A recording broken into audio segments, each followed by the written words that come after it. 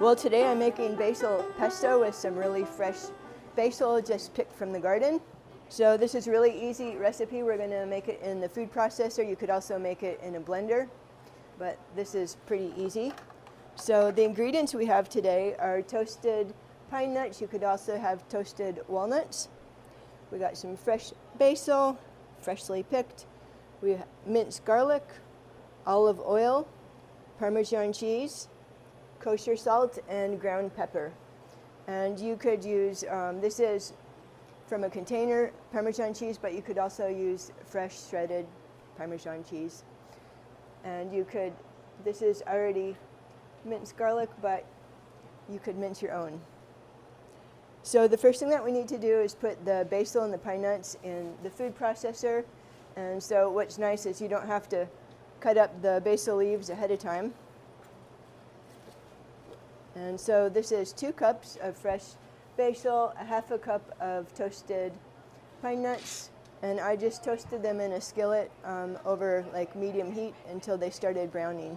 With no oil or anything? No, just, it was really easy. It took like 2 minutes. Okay, so we're going to blend it until it's completely blended together. Okay, looks good. Now I'm going to add the rest of the ingredients. I have 2 teaspoons of minced garlic, but you don't have to mince it because you could just use garlic cloves. 1/3 cup of olive oil, and this is extra virgin olive oil, the cold pressed, but you could use whatever olive oil you have. And next we have 1/3 cup of, well, 1/4 to half a cup of Parmesan cheese. I think it's a heaping 1/4 cup, so to your taste. And last we have 1/2 teaspoon. I use kosher salt, but you could use whatever salt that you like. And you can adjust these seasonings to your taste too. And then 1/8 teaspoon of ground pepper. You could use the fresh ground. We could use fresh ground. The only thing that's harder to measure. So fresh is better. I'll just guess. But after it's finished, you could add more seasonings if you like. Okay. So we're going to blend it up again till it's completely mixed. You might need to stop and scrape down the sides to make sure it's well blended. We'll do a little bit more. And we want it to be like a smooth paste.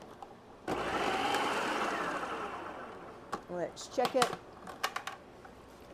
It looks very nice. So the amount of basil also depends.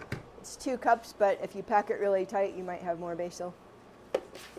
So I'm going to go ahead and pour this into a bowl, and then you guys could taste it if you like. It's great. I think it's easy to make a quick pasta.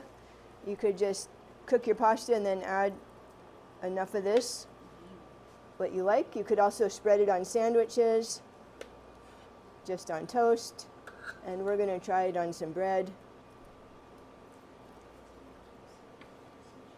It is really delicious in sandwiches if you just want to add a nice flavor. So we have some bread. We can taste this, and you could add more or less to taste.